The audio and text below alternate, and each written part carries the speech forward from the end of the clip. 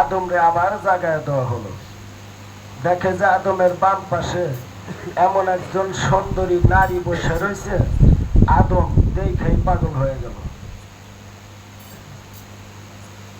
এখন হাদিস শরীফের মধ্যে প্রমাণ করে যে আদমের বাম অঙ্গের হাড় দিয়ে হাওয়ার সৃষ্টি করছে। আসলে কিন্তু সে হাওয়া আদমের বাম অঙ্গের হাড় দিয়ে হাওয়ার সৃষ্টি করছে। আসলে এক সময় আদমের পুলিঙ্গ হাড় দিয়া বানানো ছিল, শুধু হাড়, ওইখানে কোনো রগ গোস্ত মাংস কিছুই ছিল না, শুধু হাড়। তবে ওই হাড় দিয়া যখন স্বামী স্ত্রীর মিলন হইতো, এই মিলনের সময় ওরা কিন্তু রাত আর দিন বাঁচা গোছা ছিল না, একভাবে চলছেই। আল্লাহ দেখলো যে এইভাবে যদি চলে তাহলে এই পৃথিবী সৃষ্টি করা হয় না। তখন সেইখান থেকে হাড়টারে খোলায় নিয়ে গেল, তারপরে কিছু গোস্ত মাংস রগ ইত্যাদি দিয়ে সেখানে ভর্তি করলো। চিরাই কইরা হাড়টা যে বের করলো, সে চিরাই সে দাগ আছে কি নাই? আছে। আদমের বাম অঙ্গের থেকে হাড় কাইটা নিয়ে হাওয়ারে তৈরি করলো, এনে চিরার দাগ আছে কি নাই? নাই। তাইলে এইখানে নিজে নিজে বুঝে নিতে হবে যে ওই সময় আদমের বাম পাশে আইসা কোন ব্যক্তি বসলো। তাইলেই বোঝা যাবে আল্লাহ এবং রাসূল মিরাজে গেল কে পুরুষ আর কে প্রকৃতি। এখান থেকে মাথার পেরেন্টকে ধরে নিতে হবে। এক সময় আল্লাহ কি পৃথিবীর সব মানুষের জন্য জগৎ স্বামী? আল্লাহ কি সব পৃথিবীর সবার স্বামী না? তার নাম হলে জগৎ স্বামী। এই গেল স্বামী ভজনা। এইবার একদিন হযরত হুসাইন আলাইহিস সালাম যখন উনি খিদার তৃষ্ণায়, ছোটকালে জ্ঞানদাকালে খিদার তৃষ্ণায় যখন উনি হা হা করে কাঁদতেছে, তখন ফাতেমা লক্ষ্য করে দেখে যে ওনার সন্তান হা করে কান্নাকাটি করতেছে। তবে যে বড় করে হা করছে, আওয়ার ভিতরে লক্ষ্য করে দেখে আল্লাহ নিজে স্বয়ং হুসাইনের আলা জিব্বার কাছে বসে রয়েছে। ফাতেমা দৌড়ায় যায় হুসাইনের দুগ্ধ পান করাইল। তাইলে কি হইল? যে আলাপি জিব্বার মধ্যে থেকে যে মা ফাতেমার দুগ্ধ পান করলো, তাহলে মা ফাতেমা তার কি হইল? মা হয় নাই। ওই সময় স্বামী ভজনা করছে, আর এই সময় তাকে মা বলেছে, তাই আল্লাহ ওনাকে মা বলেই ডেকেছে। আর একটি গানের ব্যাখ্যা, যেন গানটা গাইল আজাহার। কি গান জানি গাইল?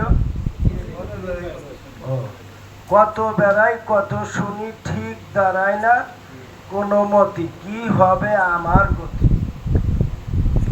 আসলে যে পর্যন্ত মনের ঠিক করে না দাঁড় করানো যাবে, কোনো গতি ফতি খুঁজে লাভ নাই। গতি খুঁজতে হলে মনের আগে শক্ত করে বসাইতে হবে, তাইলে গতি খুঁজে পাওয়া যাবে।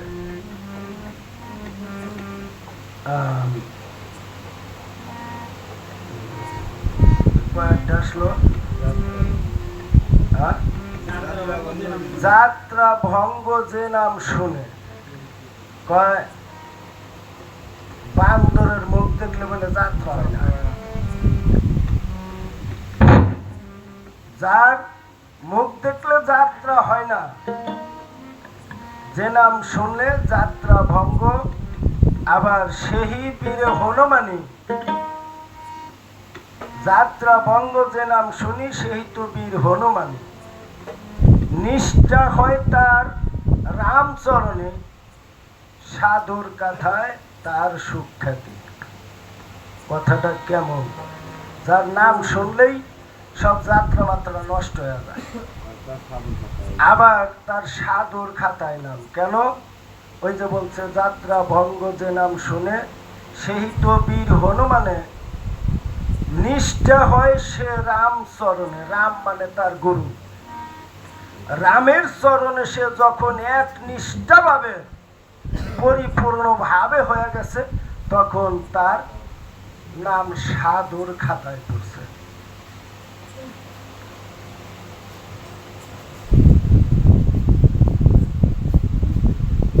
মুসির কোটায় গঙ্গা এলো, কলার ডেগো সর্প হলো।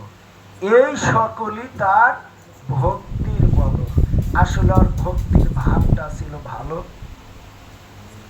তাই গঙ্গার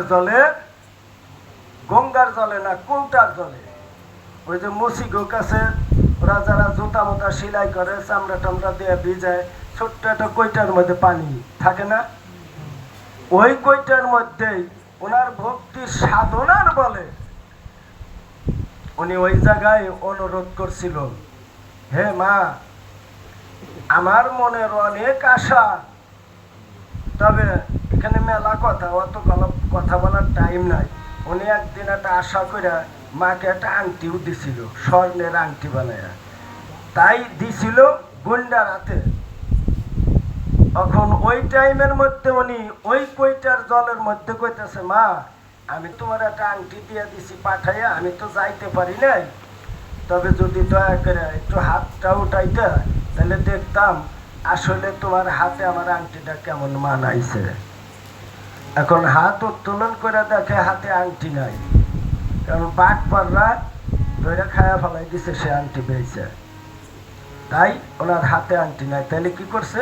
সামান্য কৈটার জলে আমাকে মতো মানুষ 10টা যায় নদীর, এত বড় নদীর মধ্যে যাও, যদি গঙ্গার হাতে ভাই ধরেও কই যে আমার একটু দেখা দাও, হবে না, কারণ ওই ভক্তির বলই তো আমাকে মধ্যে নাই।